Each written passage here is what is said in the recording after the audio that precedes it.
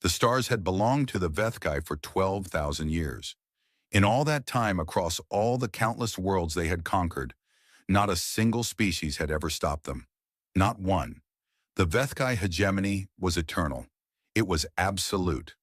It was the natural order of the universe, as certain as gravity and as old as the stars themselves.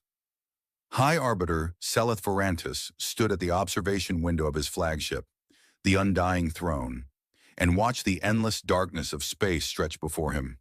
He was ancient by any measure. His pale gray skin had grown thin with age, and the bony ridges along his skull had turned from deep purple to almost white. But his four eyes remained sharp, and his mind remained sharper still. Behind him, the bridge of the Undying Throne hummed with quiet activity. Hundreds of lesser Vethkai worked at their stations, monitoring the ship's living systems, tracking the movements of the fleet, processing the endless stream of data that flowed through the hegemony's vast network. The ship itself was alive. Like all Vethkai warships, the Undying Throne had been grown rather than built. Its hull was made of biocrystalline material, a substance that was part metal, part organic tissue, and part something else entirely. The walls pulsed with a slow, steady rhythm, like the heartbeat of some great beast. Veins of glowing fluid ran through every surface, carrying nutrients and energy to every part of the vessel. It was beautiful. It was terrible. It was a perfect expression of Vethkai superiority. Seleth turned from the window and walked slowly across the bridge. His long robes dragged behind him, and the crew members he passed lowered their heads in respect. None dared to meet his gaze. To look directly at a High Arbiter was forbidden. It suggested equality, and there was no equality in the hegemony. There was only hierarchy, only power, only the eternal truth that some species were born to rule and others were born to serve. A junior officer approached him, keeping his eyes fixed firmly on the floor. High Arbiter, the analysis of the primitive signals is complete. Seleth stopped walking. Show me. The officer made a gesture, and a holographic display appeared in the air before them. It showed a small blue planet, third from its yellow sun, located on the very edge of the Orion Spur. The planet was covered in water and patches of green and brown land.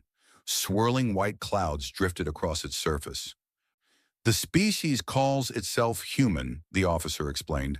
They have only recently discovered faster-than-light travel. Their technology is crude. Their civilization is fragmented into multiple competing nations. They have no unified government, no central military command, and no experience with interstellar warfare. Seleth studied the image of the blue world. It looked fragile, vulnerable, like a fruit waiting to be plucked. How many of them are there, he asked. Approximately 12 billion on their homeworld. Another 3 billion spread across a handful of nearby colonies. Total population of 15 billion. Seleth made a sound that might have been a laugh. 15 billion. The hegemony controlled trillions. The subjugated chorus alone numbered in the hundreds of trillions. Countless species that had been conquered and broken and put to work serving their Vethkai masters. Their military strength, Seleth asked, minimal. They possess a small fleet of warships, perhaps 2,000 vessels. Their weapons are primitive kinetic systems and basic nuclear warheads. Their shields are non-existent. Their understanding of biocrystalline technology is zero. The officer paused, and something that might have been amusement crossed his face. High Arbiter, our seers have calculated that the conquest will take 6 rotations, perhaps less. The humans will offer no meaningful resistance. Seleth nodded slowly. This was how it always went. A new species was discovered, their weakness was assessed, and then the hegemony moved in to claim what was rightfully theirs. It had happened thousands of times before. It would happen thousands of times again. The strong consumed the weak. This was the fundamental law of the universe. Summon Fleet Commander Vorath, Seleth ordered. Inform him that I am issuing a decree of annexation for the human territory. He will take 40,000 ships and bring these creatures into the subjugated chorus. The officer bowed deeply. It will be done, High Arbiter. Shall we send the traditional message of surrender first? Offer them the chance to submit peacefully? Seleth considered this for a moment. In ancient times, the Vethkai had sometimes offered their prey a choice: surrender and be enslaved, or resist and be destroyed. It was considered sporting, honorable even, but those traditions had faded over the millennia. The Vethkai had grown comfortable in their power. They had stopped seeing other species as worthy of even the smallest courtesies. "No," Seleth said finally. "Prey does not deserve words. Let our weapons speak for us." The officer bowed again and hurried away to carry out his orders. Seleth returned to the observation window and stared out at the stars. Somewhere out there, on that small blue world, 15 billion humans were going about their lives. They were eating and sleeping and working and loving. They were building things and dreaming dreams and making plans for their futures. They had no idea what was coming. Seleth felt nothing at the thought. No guilt, no hesitation, no doubt. Why should he? The humans were inferior. They existed only to serve. Their dreams were meaningless, their hopes were worthless, and their futures belonged to the hegemony. This was simply how the universe worked. 3 days later, the invasion fleet assembled. 40,000 warships gathered in the darkness beyond the hegemony's core worlds. They were magnificent vessels, each one a masterpiece of biocrystalline engineering. The largest were dreadnoughts, 3 kilometers long, bristling with organic weapon systems that could crack planets open like eggs. The smallest were fast attack cruisers, sleek and deadly, designed to hunt down fleeing prey and finish them off. Fleet Commander Vorath stood on the bridge of his flagship, the Eternal Hunger, and reviewed his orders.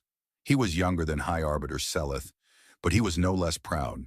He had led 100 conquests, destroyed 1,000 worlds, and added dozens of species to the subjugated chorus. His name was spoken with fear across half the galaxy. And now he had been given the honor of bringing humanity to heel. "Set course for the human territory," Vorath commanded. "We will strike their outermost colony first.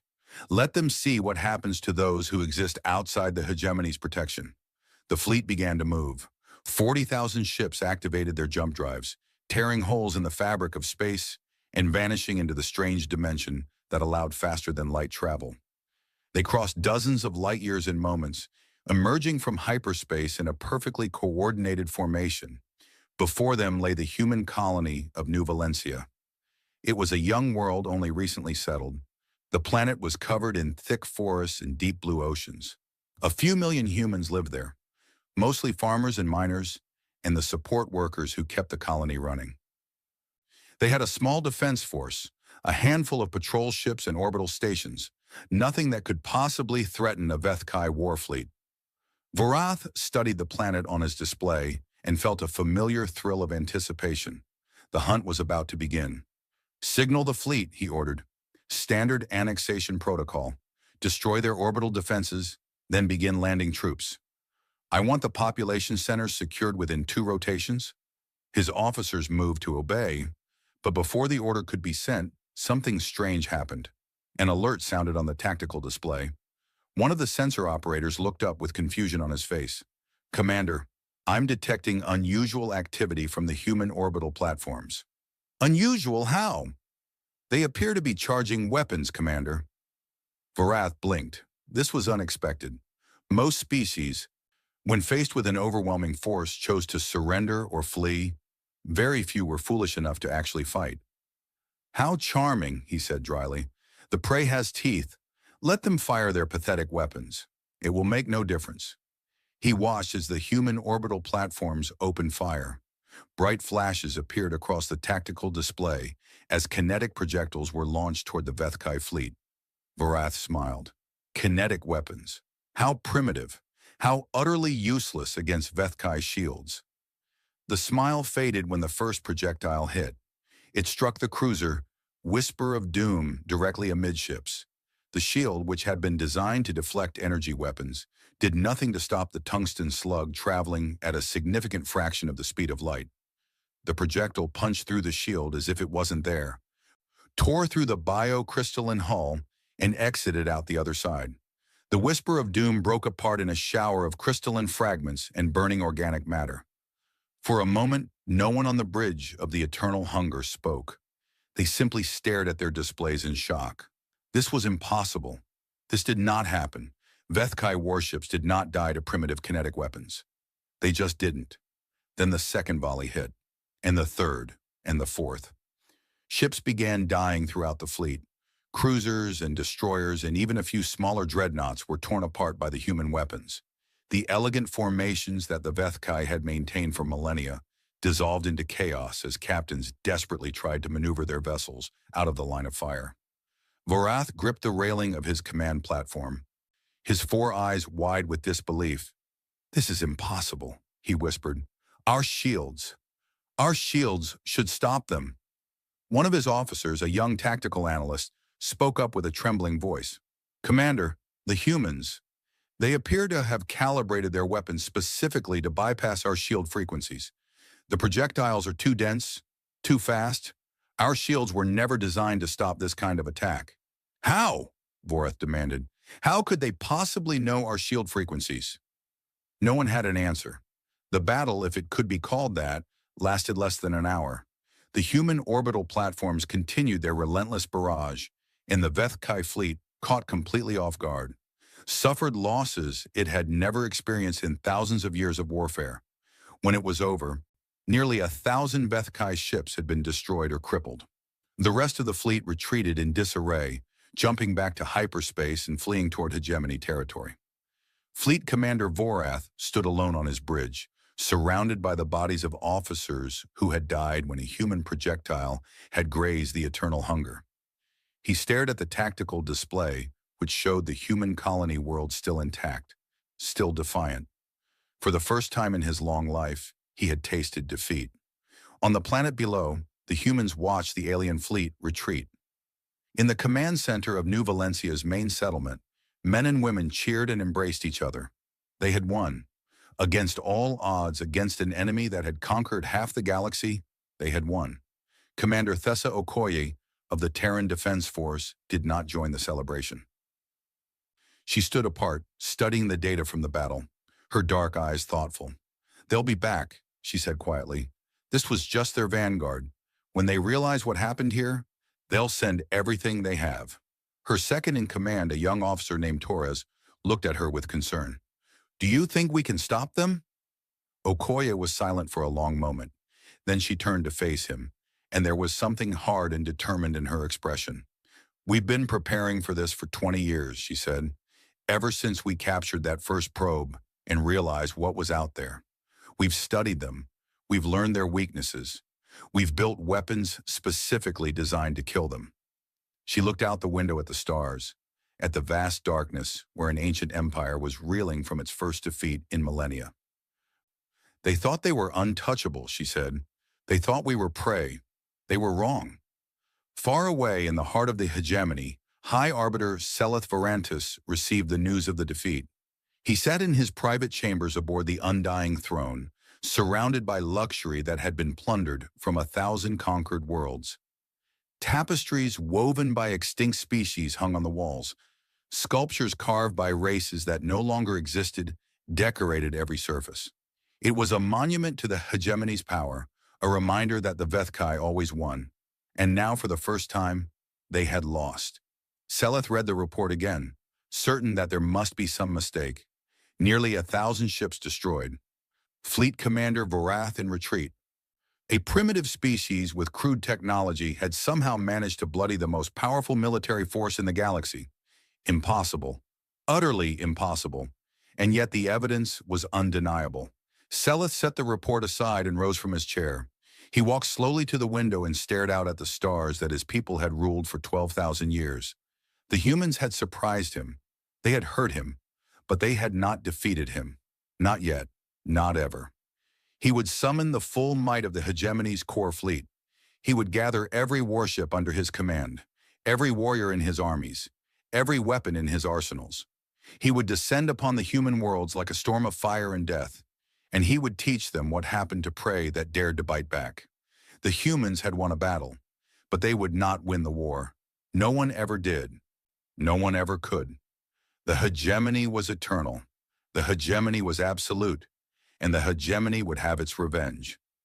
Seleth turned from the window and began issuing orders. The real war was about to begin. The news of New Valencia spread across human space like wildfire. Within hours, every colony, every space station, every ship in the Terran fleet knew what had happened. The aliens had come, the aliens had attacked, and humanity had fought back, and won. In the great cities of Earth, people gathered in the streets to watch the footage. They saw the alien ships arriving, thousands of them, their hulls glowing with strange lights. They saw the orbital platforms opening fire, the bright streaks of kinetic rounds racing through the void. They saw the enemy vessels breaking apart, burning, dying. Some people cheered, others wept. Many simply stood in silence, trying to understand what it meant. Humanity was no longer alone in the universe, and the universe, it seemed, was not friendly. Commander Thessa Okoye had no time for celebration. Even as the people of New Valencia danced in the streets, she was already preparing for what came next. She stood in the underground command center beneath the colony's capital city, surrounded by screens and displays that showed every piece of information they had gathered about the enemy. The Vethkai. That was what they called themselves. An ancient species that had ruled their part of the galaxy for 12,000 years. An empire built on conquest and slavery. A force that had never been stopped. Until now. "They'll be back," she said to the assembled officers. "And when they come back, they won't make the same mistakes." Colonel Marcus Webb, her chief tactical officer, nodded grimly. "We caught them off guard. They weren't expecting resistance. Next time, they'll be ready for us." "How long do we have?" asked Lieutenant Torres. Okoye pulled up a star chart on the main display. "Based on the trajectory of their retreat, they're heading back to their staging area. If they regroup and launch an immediate counterattack, they could be back here in 2 to 3 weeks." 2 weeks, someone muttered. "That's not much time." "No," Okoye agreed. "It's not, which is why we need to evacuate the civilian population immediately. Get everyone off our world who can't fight. Send them deeper into human territory." "And us?" Torres asked. "What do we do?" Okoye turned to face him. Her expression was calm, but there was fire in her eyes. "We stay, we fight, we make them pay for every kilometer they take." The evacuation began the next day. Transports landed on New Valencia in an endless stream, loading civilians and carrying them to safety. Families said goodbye to their homes, not knowing if they would ever see them again. Children cried as they were hurried onto ships. Old people looked back at the world they had helped to build, their faces filled with sorrow. But even as the civilians left, soldiers arrived, thousands of them, transported from Earth and the other colonies. They came with weapons and armor and vehicles, everything humanity had built in preparation for this day. Because the truth was, humanity had been preparing for a long time. 23 years ago, a Vethkai probe had entered the solar system. It was a small thing, unmanned, designed to scout and observe. It had been watching Earth for nearly a month before human scientists detected it. The governments of Earth had faced a choice. They could ignore the probe and hope that whoever sent it was friendly, or they could capture it and learn everything they could about the species that had built it. They chose to learn. The probe was brought down carefully using a combination of EMP bursts and precision missiles. It was transported to a secret facility in the mountains of Switzerland, where the greatest minds on Earth spent years taking it apart, studying every component, analyzing every piece of data stored in its memory banks.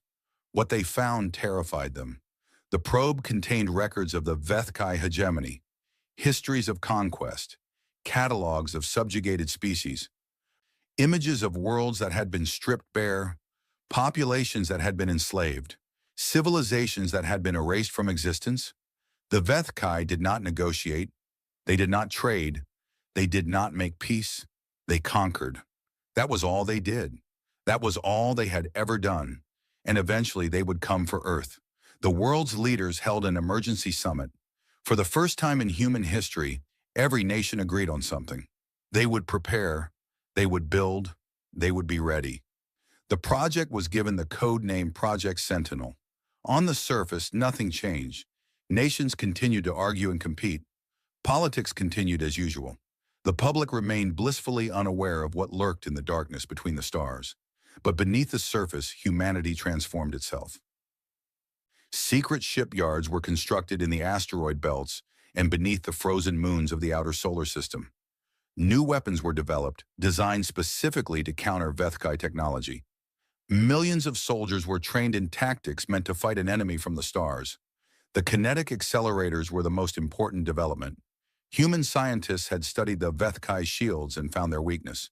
The shields were designed to deflect energy weapons, the kind of weapons that most advanced species used, but they were nearly useless against solid projectiles traveling at extreme speeds. Physics didn't care how advanced you were. A chunk of tungsten moving at a significant fraction of light speed would punch through almost anything. So humanity built guns. Really, really big guns. The orbital defense platforms around every human colony were equipped with massive kinetic accelerators, weapons that could launch tungsten rods with enough force to crack open a mountain. Against Vethkai shields, they were devastating, and that was just the beginning. Commander Okoye had been part of Project Sentinel from the start. She had helped design the tactics, train the soldiers, and test the weapons. She had dedicated her entire adult life to preparing for this war. Now the war had arrived, and she intended to win it. 2 weeks after the first battle, the Vethkai returned to New Valencia. This time they sent 5,000 ships. Not the full might of the hegemony, but enough to crush a single colony world. Or so they thought. Fleet Commander Vorath had been stripped of his rank after the disaster of the first attack.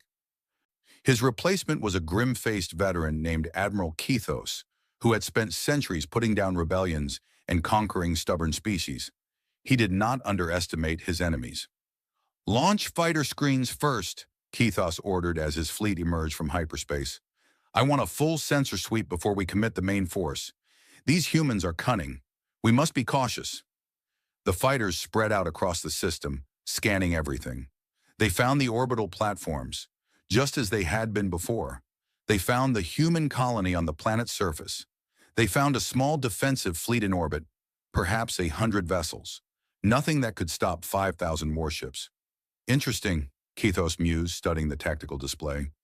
"They have reinforced their orbital defenses, and their fleet is larger than before. But still nowhere near enough to challenge us." "Should we attack, Admiral?" his second-in-command asked. Kethos considered the question. Part of him wanted to rush in, to avenge the humiliation of the first battle. But he was old and experienced, and he had learned patience over the centuries. "No," he said finally. "We will advance slowly, keep our shields at maximum power, adjust the frequencies to better deflect kinetic impacts. We will not be caught off guard again." The Vethkai fleet moved forward in a careful formation, shields glowing bright against the darkness of space. This time, they were ready, or so they thought. On the planet below, Commander Okoye watched the enemy approach.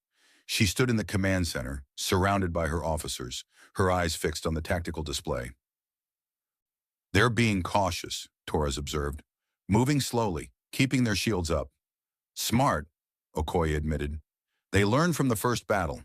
They've adjusted their shield frequencies. Our kinetic rounds won't be as effective this time." "So what do we do?" Okoye smiled. It was not a pleasant smile. "We show them what else we've learned." She opened a communication channel to the orbital platforms. "All stations, this is Commander Okoye. Switch to secondary weapons, nuclear-tipped missiles. Target their engine sections." Across the system, the orbital platforms changed their targeting. The kinetic accelerators fell silent, and missile tubes opened instead.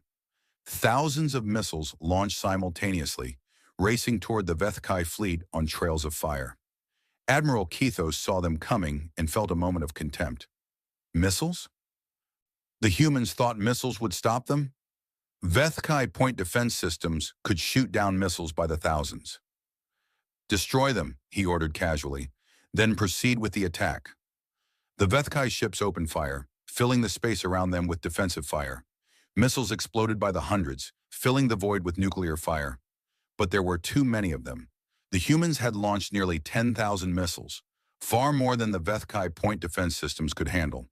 And these were not ordinary missiles. They were smart weapons, capable of evading fire, changing course, working together to overwhelm their targets. The first missiles reached the Vethkai fleet. They didn't try to penetrate the shields. Instead, they targeted the gaps, the engine sections, the weapon ports, the tiny vulnerabilities that existed in any ship, no matter how well protected. The nuclear warheads detonated. Vethkai ships began to die again. Admiral Kethos gripped the arms of his command chair, his 4 eyes wide with shock. This is impossible. They were supposed to be primitives. But the humans were far from primitive. They had simply hidden their true capabilities. They had let the Vethkai underestimate them. And now they were making the enemy pay for that arrogance. The battle raged for hours. The Vethkai pushed forward, taking terrible losses but determined to reach the planet. The humans fought back with everything they had, using every weapon, every tactic, every trick they could devise. And then, when the Vethkai fleet was fully committed, the trap was sprung. 100 human warships emerged from hiding places throughout the system. They had been waiting in the shadows of asteroids and the rings of gas giants, their engines cold, their systems silent. Now they came to life, swooping in behind the Vethkai fleet. They were small ships, fast and maneuverable. Each one carried a single weapon, a massive kinetic accelerator, the largest that human engineers could build. They opened fire at point-blank range. The shots hit the Vethkai ships from behind, where their shields were weakest. Tungsten rounds punched through hulls, tore through vital systems, and turned proud warships into drifting wreckage. Admiral Kethos watched his fleet die around him. He had walked into an ambush, and now he was paying the price. "Retreat!" he shouted into the communication system. "All ships, retreat! Fall back to the rally point." The surviving Vethkai ships turned and fled, jumping into hyperspace as fast as their drives could carry them. They left behind nearly 2,000 vessels, destroyed or crippled, the largest loss the hegemony had suffered in thousands of years. On the planet below, the humans cheered once again. But Commander Okoye did not celebrate. She knew this was still just the beginning. Far away in the heart of the hegemony, High Arbiter Seleth Varantis received the report of the second defeat. He sat alone in his chambers, the holographic display flickering before him. 2,000 ships lost, an admiral in disgrace, a primitive species that continued to resist. Seleth's hands trembled as he read the details. Not with fear, never with fear. He trembled with rage. How dare they? How dare these insects these vermin, these nothing creatures challenge the might of the hegemony? Did they not understand who they were fighting? Did they not know that resistance was futile, that their destruction was inevitable, that they could only delay the unavoidable? He would crush them. He would burn their worlds to ash and grind their bones to dust. He would erase every trace of their existence from the universe. But first, he needed to understand them. He summoned his seers, his strategists, his intelligence officers. He demanded answers. How had the humans known about Vethkai shield frequencies? How had they developed weapons to counter Vethkai technology? How had they prepared so thoroughly for a war they should have known nothing about? The answer, when it came, was humbling. "They captured one of our probes," the chief intelligence officer reported. 23 years ago. They have been studying us ever since. They know our weapons, our tactics, our weaknesses. They have been preparing for this war longer than we realized." Seleth absorbed this information in silence. 23 years. A long time for humans. A eye blink for the Vethkai. But apparently it had been enough. "So they know us," he said finally. "They have learned our weaknesses. They have built weapons to exploit them." "Yes, High Arbiter." Seleth rose from his chair and walked to the window. Outside, the stars glittered in the eternal darkness. Somewhere out there, on a tiny blue world, a species was defying his empire. "It does not matter," he said quietly. "Knowledge cannot overcome power.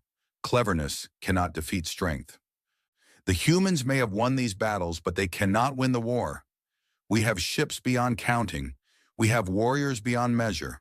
We have resources they cannot imagine." He turned to face his officers, and his four eyes burned with cold determination. "Summon the core fleet, all of it, every ship, every soldier, every weapon. We will descend upon the human territory with the full might of the hegemony. We will not stop until their worlds are burning and their people are in chains." "And if they resist?" the intelligence officer asked. Seleth smiled. It was not a pleasant smile. "Then we will kill them all, every last one. We will leave nothing behind but silence and ash. The galaxy will look upon what we do to them and remember why the hegemony is feared." The orders went out that night. Across the hegemony, ships began to move. Fleets assembled, Armies mobilized. The greatest military force the galaxy had ever seen began to gather. All of it pointed at one small corner of space. The full might of an empire that had ruled for 12,000 years was about to fall upon humanity. And far away, on a small blue world called Earth, Admiral Chen Wei-lin received the intelligence reports and knew that the real war was about to begin. She looked out her window at the night sky, at the stars that had always seemed so peaceful and so distant. "They're coming," she said softly. "All of them." She turned from the window and began to plan. The Vethkai thought their power made them invincible. They thought their numbers made them unstoppable. They thought their 12,000 years of conquest had taught them everything about war. They were wrong. Humanity had learned lessons too. Different lessons. Harder lessons. Lessons paid for in blood and fire throughout their long and violent history. The strong did not always win. Numbers did not always matter. And empires, no matter how old, no matter how powerful, could always fall. The Terran fleet would deploy soon, and when it did, the galaxy would learn what humanity was truly capable of. The Vethkai believed themselves untouchable. They were about to discover how wrong they were. Admiral Chen Wei-lin had never expected to see this day. She had spent 30 years preparing for it. 30 years of planning and building and training. 30 years of keeping secrets, of lying to the public, of working in the shadows to prepare humanity for a war most people didn't even know was coming. And now it was here. She stood on the bridge of the TFS Defiance, the flagship of the Terran Grand Fleet, and watched as ships emerged from hiding places throughout the solar system. They came from everywhere. From the asteroid belts where secret shipyards had been built into the rocks. From the moons of Jupiter and Saturn, where vast military complexes lay hidden beneath ice and stone. From the dark spaces between planets, where ships had been waiting in cold storage for years. 3,000 vessels, the largest fleet humanity had ever assembled, the product of 2 decades of desperate secret work. Chen was 62 years old, with gray hair cut short and eyes that had seen too much. She had been a young officer when Project Sentinel began, one of the first to learn the terrible truth about what waited in the darkness between the stars. She had risen through the ranks, driven by the knowledge that one day humanity would need people like her. That day had come. "Admiral, all fleet elements are reporting in." Commander Jackson, her executive officer, stood at her side with a tablet in his hands. "The Grand Fleet is at full strength, 3,047 combat-ready vessels." Chen nodded slowly. "What about the enemy?" "Intelligence reports indicate the Vethkai are massing at Kethros Prime, a system about 40 light-years from our territory. Current estimates suggest a fleet of approximately 40,000 warships." 40,000? Chen let the number hang in the air. 40,000 against 3,000. More than 13 to 1 odds. "Some of the other admirals are recommending a defensive strategy," Jackson continued. "Pull back to our core systems. Make them come to us. Use our orbital defenses to even the odds." Chen said nothing for a long moment. She understood the logic. From a purely military standpoint, defense made sense. Let the enemy overextend their supply lines. Make them fight on human terms. Use every advantage that territory provided. But she had studied the Vethkai. She knew how they thought. She knew what they would do if humanity tried to hide behind its defenses. They would burn everything, every colony, every station, every outpost. They would destroy world after world, killing billions of people until humanity was reduced to a handful of survivors huddling on Earth. And then they would come for Earth itself. Defense was not an option, not against an enemy like this. "No," Chen said finally. "We don't wait for them. We go to them." Jackson's eyes widened. "Admiral, with all due respect, attacking a force that outnumbers us 13 to 1? Would be suicide if we fought the way they expect us to." Chen turned to face him, and there was something fierce in her expression. "But we're not going to fight the way they expect. We're going to fight like humans." She walked to the main tactical display and called up a star chart. Kethros Prime appeared, highlighted in red, with the estimated positions of the enemy fleet marked around it. "The Vethkai have been fighting wars for 12,000 years, Chen said. In all that time, they've never lost. Do you know why? Jackson shook his head. Because every species they've fought has played by their rules. They line up their fleets in pretty formations. They exchange ceremonial challenges. They fight with honor and dignity. And then they die. Chen's fingers stabbed at the display. We're not going to do that. We're going to cheat. We're going to fight dirty. We're going to do things so unexpected, so unprecedented, that they won't know how to respond. What did you have in mind, Admiral? Chen smiled. It was the kind of smile that made her enemies nervous. We're going to jump our fleet directly into the middle of their formation. Point-blank range, maximum chaos. They won't be able to bring their numbers to bear because they'll be too busy trying not to hit each other. Jackson stared at her. That's insane. The collision risks alone are acceptable, Chen finished. We've run the simulations. We'll lose ships. Probably a lot of them. But the Vethkai will lose more. And more importantly, they'll lose their coordination, their command structure, their ability to fight as a unified force. She turned back to the display. The Vethkai fight like a machine. Everything is precise, organized, perfect. We're going to break that machine. We're going to turn their battle into a brawl, and humans are very good at brawling. Jackson was silent for a long moment. Then slowly he nodded. When do we move? Immediately. Have all ship captains report to the command channel. I want everyone to know the plan. Every detail. Every contingency. If we're going to do something this crazy, everyone needs to understand exactly what they're doing and why. Yes, Admiral. As Jackson hurried to carry out her orders, Chen returned to the observation window and looked out at the fleet. Her fleet, humanity's last hope. The ships were ugly. There was no other word for it. They were angular, practical things, all armor and weapons and engines. No elegance, no artistry, just raw, brutal functionality. The Vethkai would have looked at them with contempt. They would have seen only primitives, only prey, only victims waiting to be conquered.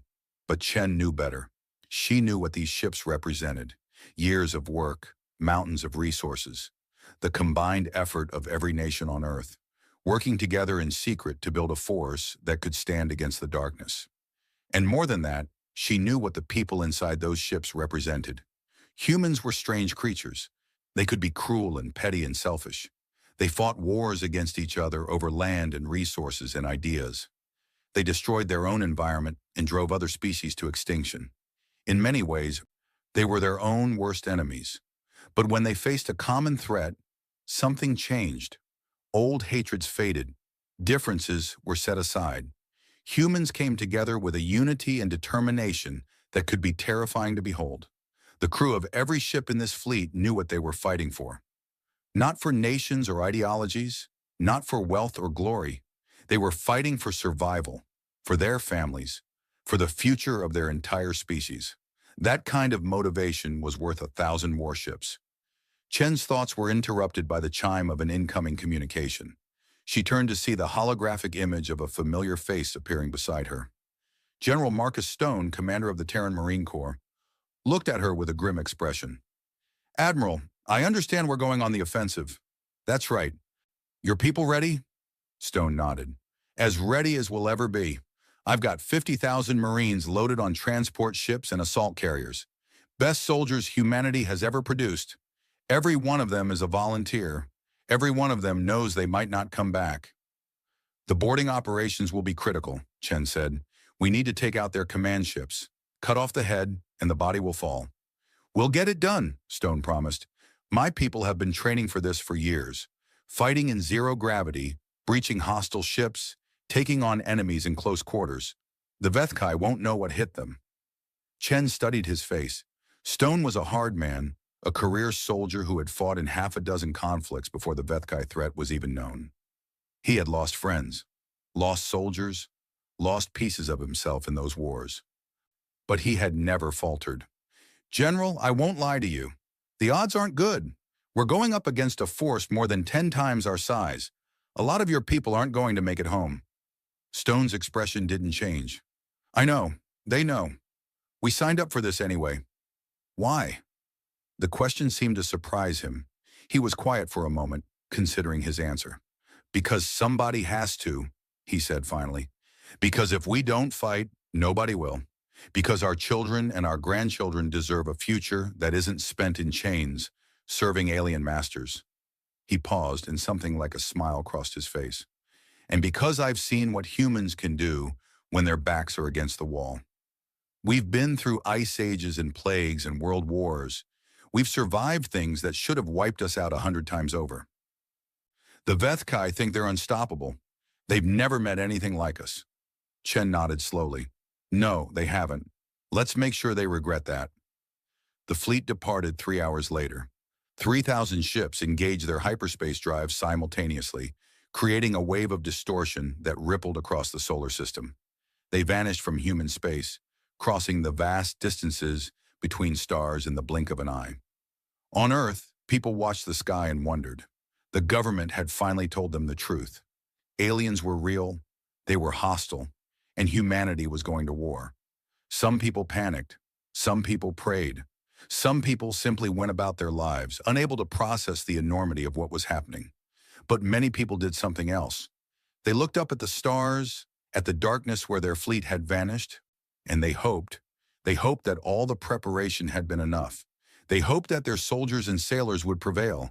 They hoped that somewhere out there, in the cold emptiness of space, humanity would find a way to survive. Admiral Chen sat alone in her quarters as the Defiance traveled through hyperspace. The journey to Kethros Prime would take several hours, and she knew she should rest. The battle ahead would demand everything she had, but sleep wouldn't come. She pulled out a photograph and looked at it. An old picture, faded with age, showing a young woman with 2 small children, her daughter and her grandchildren. They lived on a colony world called Haven, far from Earth, far from the front lines. But nowhere was truly safe. Not anymore. If the fleet failed, if the Vethkai won, the enemy would eventually find Haven.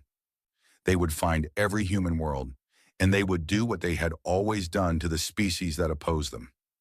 Chen put the photograph away and stood up. She walked to the small window in her quarters and looked out at the swirling chaos of hyperspace.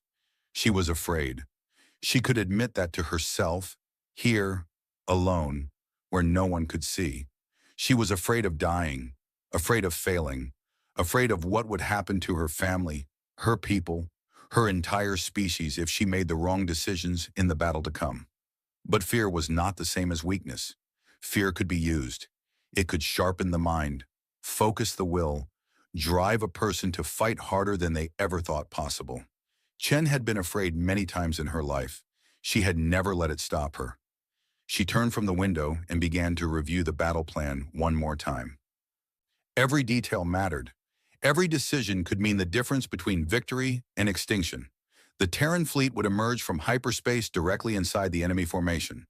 They would have perhaps 30 seconds of chaos before the Vethkai could react. In those 30 seconds, the first wave of kinetic weapons would be launched. Tens of thousands of tungsten rounds traveling at a significant fraction of light speed, targeted at the largest and most dangerous enemy vessels. Then the missile wave would follow. Nuclear-tipped warheads, antimatter weapons, everything humanity had developed to kill Vethkai ships. The goal was not to destroy the entire enemy fleet. That was impossible. The goal was to break their formation, sow confusion, and create openings for the second phase of the attack. The second phase was the marine boarding operations. Assault carriers would close with enemy command ships, the vessels where the Vethkai admirals and generals directed the battle. Marines in powered armor would breach the hulls and fight their way to the command centers. Kill the commanders, and the enemy fleet would lose its coordination. The third phase was survival. Once the initial attack was complete, the Terran fleet would have to fight its way out of the trap it had created. Ships would be lost. Maybe a lot of ships. But as long as enough survived, as long as the enemy fleet was crippled, the battle would be a victory. It was a desperate plan. Risky, dangerous, and dependent on 100 things going right. But it was the only plan that had any chance of working. Chen closed her eyes and allowed herself a moment of quiet.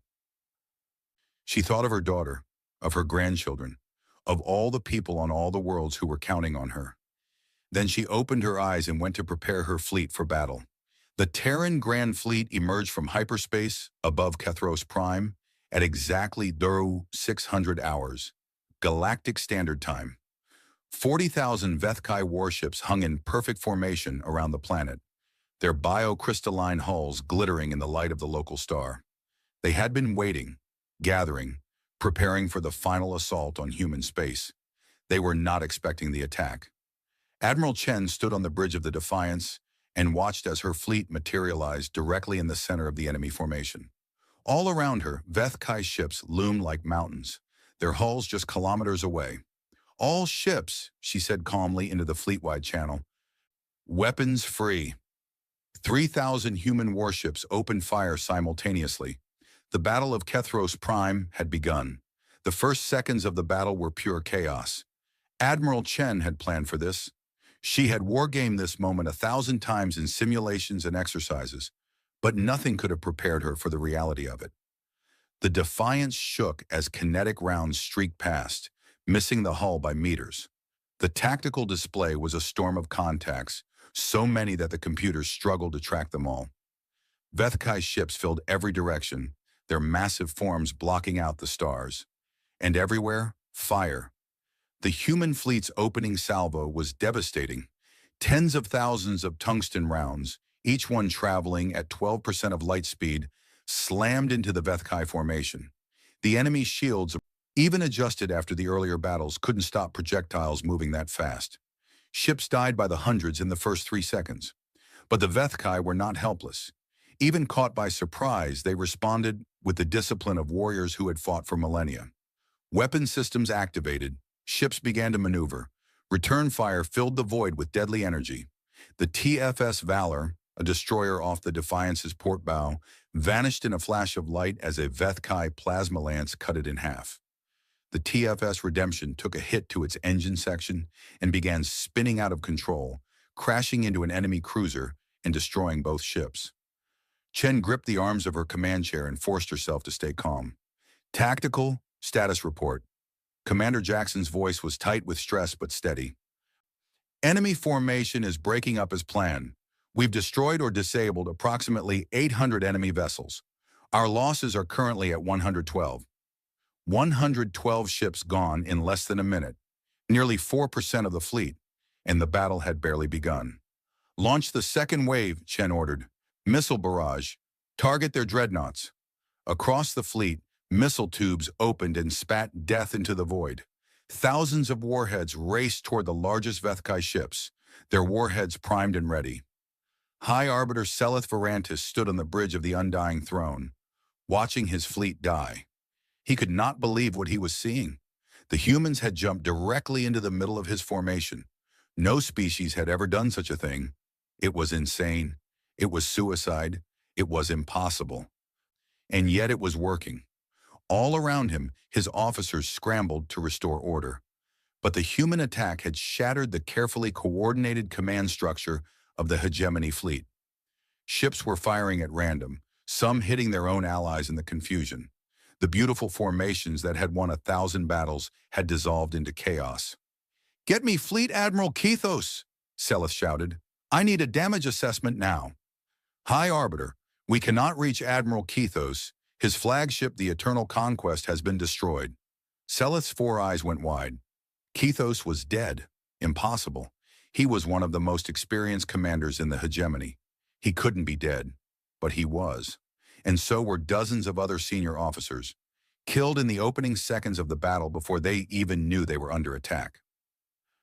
"Then get me someone," Seleth roared. "Anyone who can take command of this mess." Before anyone could respond, the bridge shook violently. Warning alarms screamed. A damage report appeared on the main display, showing a hole in the Undying Throne's outer hull. "Report," Seleth demanded. "We've been hit by a kinetic round, High Arbiter. Minor damage, but—" The officer hesitated. "High Arbiter, I'm detecting small craft approaching our position. Human ships. They appear to be boarding vessels." Boarding vessels? The humans were trying to board the Undying Throne? Seleth's shock transformed into fury. How dare they? How dare these primitives set foot on his flagship? He would show them. He would destroy them all. Send security teams to all entry points, he ordered. Kill anything that gets through the hull. General Marcus Stone felt the impact as his assault carrier latched onto the Undying Throne's hull. All around him, Marines in powered exoskeletons checked their weapons and prepared for combat.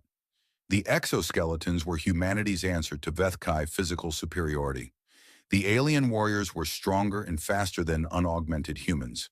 But a human in a powered suit could lift a car, punch through a wall, and shrug off weapons fire that would kill an unarmored soldier. "Listen up," Stone's voice echoed through the carrier's troop bay. "We've drilled this 1,000 times. We breach the hull, we fight through to the command center. We kill anyone who gets in our way. The alien high command is on this ship. We take them out, and this battle is over." 500 Marines roared their acknowledgement. "Good! Breach teams, move out!" The cutting lasers activated, slicing through the alien hull like butter. Within seconds, a hole appeared, large enough for the exoskeletons to pass through. Atmosphere screamed out of the breach, carrying debris and anything not bolted down. Stone was the first one through. He emerged into a corridor of nightmares. The walls pulsed with organic matter, like the inside of a living creature. Strange fluids dripped from the ceiling. The air smelled of copper and something else, something alien and wrong. And waiting for him were the Vethkai warriors. They were tall, nearly 3 meters, with gray skin and ridged skulls and 4 gleaming eyes. They wore armor that seemed to grow from their bodies, carrying weapons that hummed with deadly energy. Stone raised his weapon and opened fire. The first Vethkai went down, its chest torn apart by high-velocity rounds. The second managed to get off a shot, the plasma bolt splashing against Stone's shoulder armor and leaving a scorch mark but not penetrating. Stone killed it with a burst to the head. Behind him, his Marines poured through the breach, their weapons roaring. The fighting in the corridors was brutal and close. The Vethkai were fierce warriors, genetically engineered for combat over thousands of years. But the humans had advantages of their own. Their weapons were designed specifically to penetrate Vethkai armor. Their exoskeletons gave them strength and protection that matched their enemies. And they had trained for exactly this kind of combat, spending years practicing boarding operations and close-quarters battle. More than that, they had something the Vethkai didn't understand: desperation. Every Marine in that corridor knew what was at stake. They knew that if they failed, if the Vethkai won, everyone they loved would be enslaved or killed. There was no surrender, no retreat, no second chance. They fought like they had nothing to lose, because they didn't. Stone led the advance through the ship, his rifle never stopping, his voice never wavering. He lost Marines at every intersection, good soldiers cut down by enemy fire. But more Vethkai fell, and the humans kept pushing forward. 30 minutes after the breach, they reached the command deck. On the bridge of the Defiance, Admiral Chen watched the battle unfold. It was going better than she had dared to hope. The initial strike had crippled the enemy command structure. The Vethkai were fighting as individual ships now, not as a coordinated fleet, and while they still vastly outnumbered the humans, they couldn't bring that advantage to bear. The human fleet had divided into hunting packs, groups of ships working together to isolate and destroy enemy vessels. It was not a clean or elegant style of warfare. It was brutal, messy, and costly, but it was working. "Admiral," Jackson reported, "General Stone's team has reached the command deck of the enemy flagship. They're about to breach." Chen nodded. "Put it on screen." A small window appeared on the tactical display, showing helmet camera footage from Stone's Marines. They were stacked up outside a massive door, the entrance to the Vethkai bridge. "Charges set," someone reported. "Ready to breach." Stone's voice came through clearly. "On my mark. 3, 2, 1. Mark." The door exploded inward. Stone charged through the smoke and fire, his Marines right behind him. The Vethkai bridge was enormous, a cathedral of organic technology filled with alien officers and crew. At the center, on a raised platform, stood a figure in elaborate robes, High Arbiter Seleth Varantis. Seleth raised a weapon, some kind of pistol that glowed with deadly energy. He fired at Stone, the blast striking the general's chest armor and staggering him backward. Stone stayed on his feet. His armor had held, barely. Around him, his Marines engaged the Vethkai bridge crew. Bodies fell on both sides. Blood of two different colors stained the floor. Stone advanced on Seleth, raising his rifle. The High Arbiter fired again and again. Each shot knocked Stone back, scorched his armor, came closer to finding a weak point. But Stone kept coming. 10 meters. 5 meters. Seleth's weapon ran dry. He looked at it in disbelief, then looked up at the human soldier standing before him. Stone leveled his rifle at Seleth's head. For a long moment, neither of them moved. "Go ahead," Seleth said. His voice was cold, defiant. "Kill me. It will change nothing. The hegemony will send more fleets, more warriors.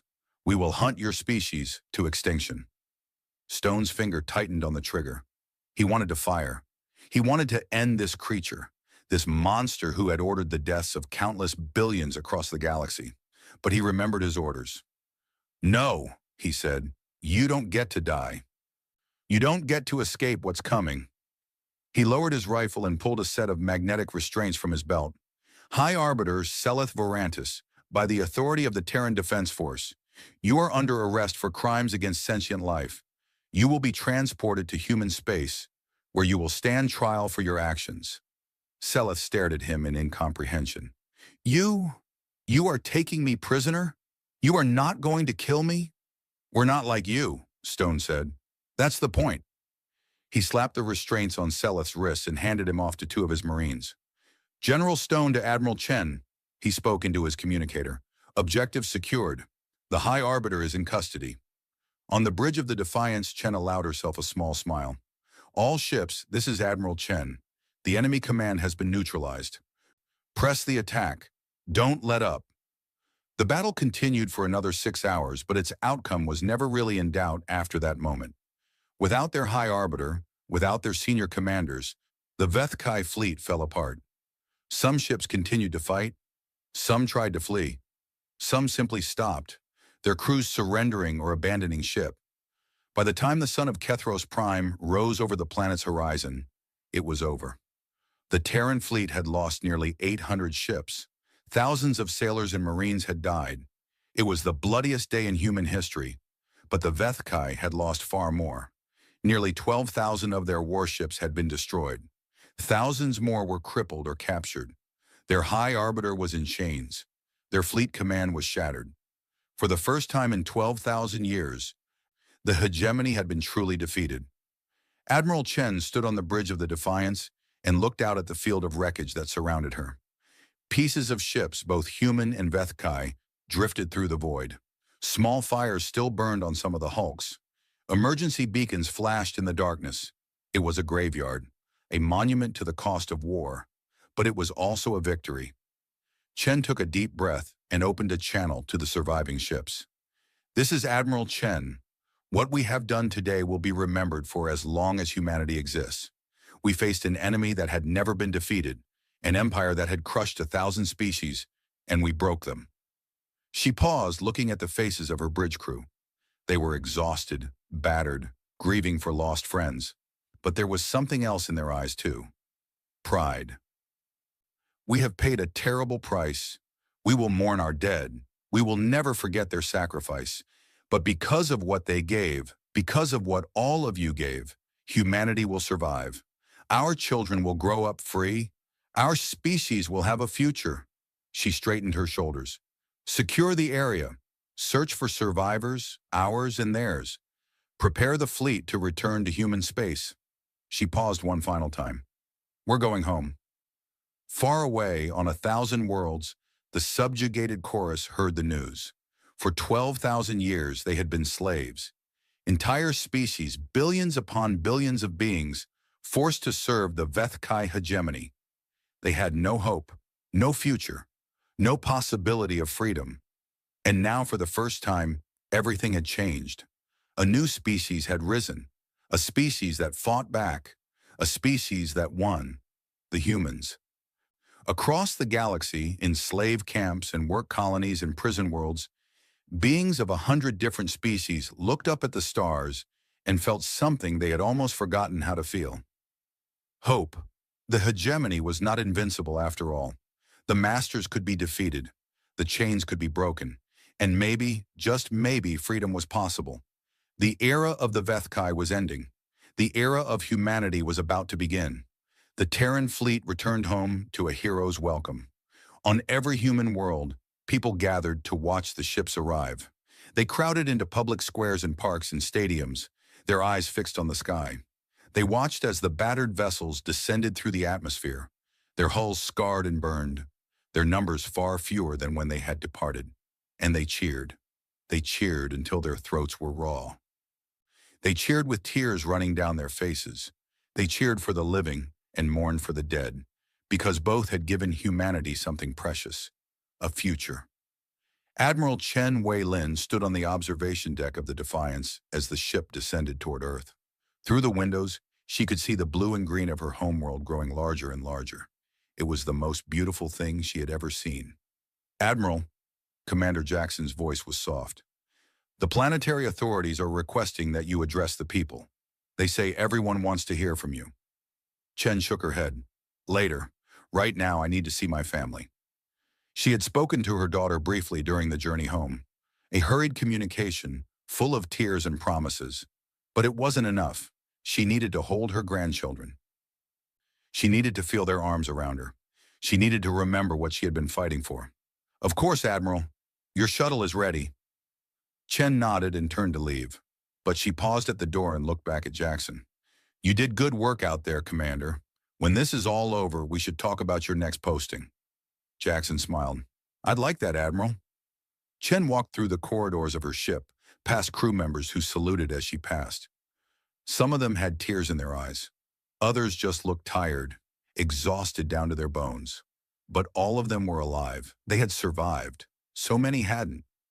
She tried not to think about the final casualty reports. Nearly 20,000 dead. 20,000 sailors and Marines who had followed her into battle and never came home. 20,000 families who would receive folded flags and medals instead of their loved ones. The weight of it pressed down on her with every step. She had known when she planned the attack that the losses would be terrible. She had accepted it as the price of victory. But accepting something in theory was very different from living with it in reality. Those names would haunt her for the rest of her life. Her shuttle landed at a small airfield outside New Denver, where her daughter lived. Chen stepped out onto the tarmac and saw them waiting for her. Sarah, her daughter, tall and dark-haired and beautiful, and the children, Maya and Thomas, bouncing with excitement. She barely made it 3 steps before they crashed into her. "Grandma! Grandma!" Chen knelt down and wrapped her arms around both of them, holding them tight. The tears she had held back for weeks finally broke free. "I'm home," she whispered. "I'm home." Sarah joined the embrace, and for a long moment, the 4 of them just stood there on the tarmac, holding each other, not speaking. Finally, Maya pulled back and looked up at Chen with wide eyes. "Grandma, did you really beat the aliens?" Chen laughed through her tears. "Yes, sweetheart, we did." "Was it scary?" Chen considered the question. She could lie, tell the children that everything had been fine, that she had never been afraid. But that would be wrong. They deserved the truth. "Yes," she said, "it was very scary, but we did it anyway, because some things are worth being scared for." Thomas, who was 8 and very serious for his age, nodded solemnly. "The kids at school said you're a hero." "A lot of people are heroes," Chen said. "Not just me, everyone who fought, everyone who built the ships, everyone who stayed home and hoped and prayed. We all did this together." She stood up and took Sarah's hand. "Let's go home." The war was not over, of course. Even with the High Arbiter in custody and the hegemony fleet shattered, the conflict continued. The Vethkai hegemony was vast, spanning thousands of systems, and they had no intention of surrendering. But something fundamental had changed. In the weeks following the Battle of Kethros Prime, reports began to arrive from across the galaxy. Slave uprisings on a dozen worlds, rebellions in the outer territories of the hegemony, species that had been subjugated for centuries, suddenly finding the courage to fight back. The subjugated chorus was awakening. On Earth, the leaders of the Terran government gathered to discuss the situation. President Miyamoto sat at the head of the table, surrounded by generals and admirals and diplomats. "The question before us," he said, "is what to do next. We have won a great victory, but we have also started something that we may not be able to control. Admiral Chen, who had been asked to attend, spoke up. With respect, sir, we didn't start this. The Vethkai started it when they decided to conquer us. We're just the first species that fought back successfully. And now 100 other species are doing the same, said General Stone, who had been promoted after his heroics aboard the Undying Throne. The hegemony is facing wars on every front. They don't have the forces to crush all these rebellions and fight us at the same time. Secretary of State Martinez leaned forward. We've been receiving communications from some of these rebel groups.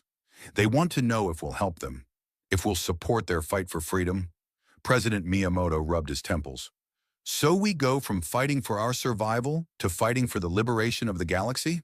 Maybe, Chen said. Or maybe we let them fight their own battles while we rebuild our strength. I won't pretend to know what the right answer is, but I do know this. We can't go back to the way things were. The galaxy knows about us now. Every species out there knows that humans defeated the hegemony. They're going to be watching to see what we do next. The discussion continued for hours. Some argued for caution, for consolidation, for building defenses and waiting to see how things developed. Others argued for action, for supporting the rebellions, for striking while the hegemony was weak. In the end, they reached a compromise. Humanity would focus on defense first, rebuilding its fleet and strengthening its borders. But they would also reach out to the rebel species, offering what help they could without overextending themselves. It was not a perfect solution, but perfect solutions rarely exist in the real world. The trial of High Arbiter Seleth Vorantis was held 6 months after the battle. It took place in Geneva, in a specially constructed courtroom that could accommodate the security requirements and the massive public interest. Billions of people across human space watched the proceedings, and the broadcasts were intercepted by species throughout the galaxy. Seleth was brought into the courtroom in chains, his once magnificent robes replaced by simple prisoner's clothing. He looked diminished somehow, smaller. The fierce light that had burned in his 4 eyes had faded to something cold and bitter.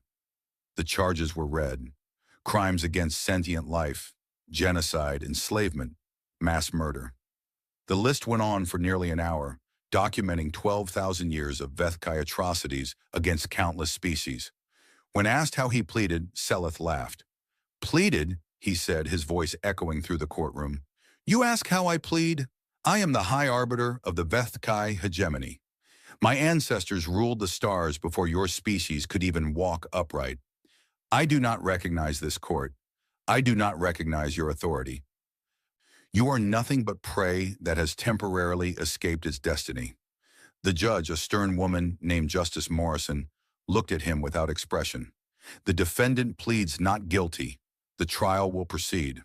It took 3 months to present all the evidence. Witnesses from a dozen species testified about what the hegemony had done to their worlds. Documents were produced showing orders signed by Seleth himself, commanding the destruction of civilizations and the enslavement of billions. Seleth's defense was simple. He argued that the Vethkai had the right to do whatever they wished to inferior species. He argued that might made right, that the strong were entitled to rule the weak. He showed no remorse, no regret, no acknowledgement that what he had done was wrong. In the end, the verdict was unanimous, guilty on all counts. The sentencing hearing was held a week later. Justice Morrison looked down at Seleth, her face grave. Seleth Vorantis, you have been found guilty of crimes so vast that they are almost beyond comprehension. Under normal circumstances, these crimes would warrant death. Seleth straightened slightly, as if preparing to receive his sentence with dignity. However, Morrison continued, the prosecution has requested, and this court has agreed, that death is not the appropriate punishment in this case. Seleth's eyes narrowed in confusion.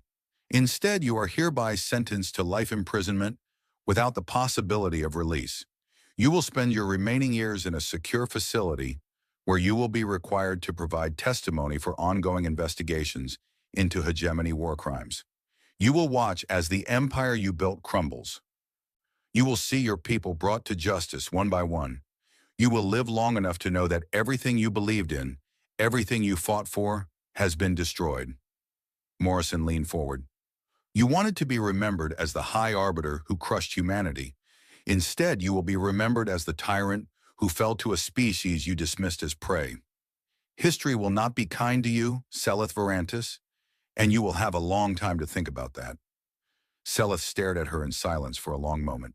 Then, for the first time since his capture, his composure cracked. "This is not over," he hissed. "The hegemony will rise again. We will find new leaders, build new fleets. We will return, and when we do—" "When you do," Morrison interrupted, "we'll beat you again, and again, as many times as it takes. Because that's what humans do. We survive, we adapt, we win." She nodded to the guards. "Take the prisoner away." As Seleth was led out of the courtroom, he passed by Admiral Chen, who had been sitting in the gallery throughout the trial. Their eyes met for a brief moment. Chen saw hatred in those four alien eyes. Hatred and rage and a promise of vengeance. But she also saw something else. Something Seleth probably wasn't even aware of. Fear. He was afraid of humanity. Afraid of what they had done and what they might do in the future. Afraid of a species that had faced impossible odds and refused to surrender. Good, Chen thought. Let him be afraid. Let all of them be afraid. The galaxy was changing. The old order, the order of the strong preying on the weak, was crumbling. In its place, something new was being born. Something better, and humanity would be at the heart of it. 5 years later, Chen stood on the observation deck of a space station orbiting a world called Sanctuary. The station was new, built as a meeting place for the growing alliance of free species. Representatives from dozens of races gathered here to coordinate their efforts against the remnants of the hegemony, to share resources and knowledge, to build a future where no species would have to live in fear. Chen had been appointed as humanity's ambassador to this alliance.